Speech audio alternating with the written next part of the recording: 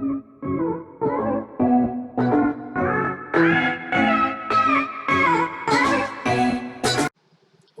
students, welcome to my next video. Colonialism, topic number 2, SYJC. This is the third part of my video. In this video we will see how the Europeans, they established their colonies in different countries. We have already seen America. We have already seen how they have established the rule. Now we will see how they established in other places. In this video I will be speaking in Hindi. 18वीं सदी में कुछ लोगों को कैदी बनाकर England से भेजा गया, उस तरह यह ऑस्ट्रेलिया बना। और 19वीं सदी में ऑस्ट्रेलिया को अपना कब्जे में करके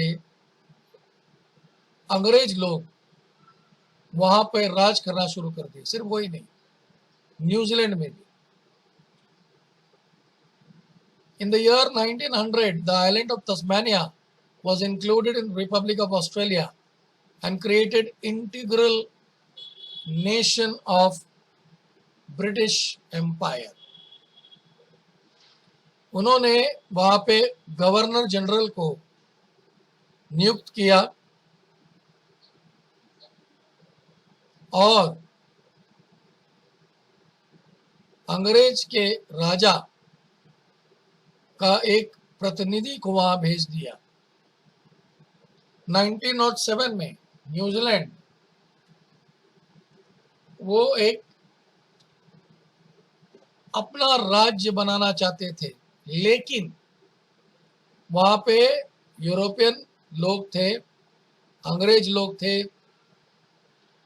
वहां पे वो डेमोक्रेटिक सिस्टम लाना चाहते थे, वहां पे पब्लिक वेलफेयर लाना चाहते थे, कॉमन राइट्स लाना चाहते थे, वोट करना चाहिए, इलेक्शन होना चाहिए, पब्लिक रेलवे होनी चाहिए, एक्सीडेंट इंश्योरेंस होनी चाहिए, पेंशन होनी चाहिए लोगों जो बूढ़े हैं उनके लिए, और जो लड़ाई करके मर जाते हैं या किसी हादसे में मर जाते हैं तो उनको इंश्योरेंस होना चाहिए। ये सब न्यूजीलैंड में जारी किया गया और दूसरे राज्य से, यूरोपीय राज्य से लोग, अलग अलग राज्य से इस न्यूजीलैंड में आए और इस तरह न्यूजीलैंड बना।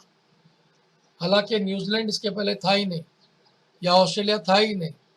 दूसरे राज्य से लोग आए, यहाँ पे सेटल हुए और इस तरह उन्होंने ये ऑस्ट्रेलिया और न्यूजीलैंड बनाया। अभी हम लोग देखेंगे एशिया में, how is Asia being ruled by the European nations. Myanmar, which was also called as Brahmadesh, British wanted to control the Burma because it was rich with mineral wealth and potential market. The royal dynasty of Myanmar had successfully consolidated the country under their rule. It also conquered Manipur in 1813. In 1822, they attacked Assam. The British were alerted by the Burmese attack.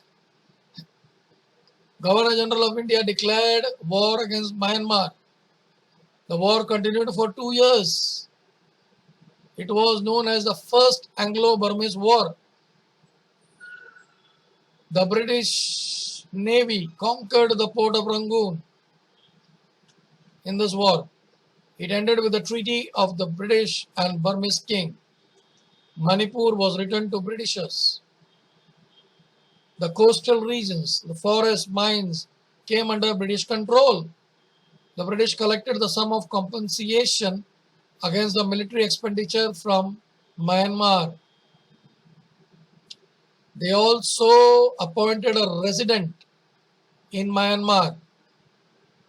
There was a second Anglo-Burmese war fought during Lord Dalhousie's tenure. Two British individuals staying in Burma were asked to pay fine. Let me tell you, the minor incident used as a pretext by Dalhousie to plan an attack on Myanmar. He declared war against the army of Myanmar. And at last, he could win the war. The British army fighting the war was comprised of Indian soldiers. Not only the expenditure of this war was borne by the Indians, the French has already created considerable influence in Vietnam. This was increasing, and the contact between Burmese king and the French. In addition, these are the reasons why the British felt alarmed and the predicts a war against King Thibaw and levied fine on Bombay Burma Trading Company Corporation.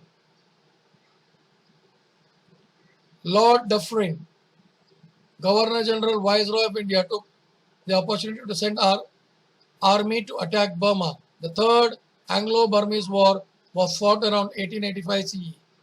The British conquered city of Mandalay. King Thibaw surrendered and the entire region of North Myanmar became an integral part of the British Empire. In 1935, this act was passed to separate Myanmar from Indian territory. Myanmar was inspired by Indian freedom struggle and gained importance. Thus, I end the video over here. I wish you all the best.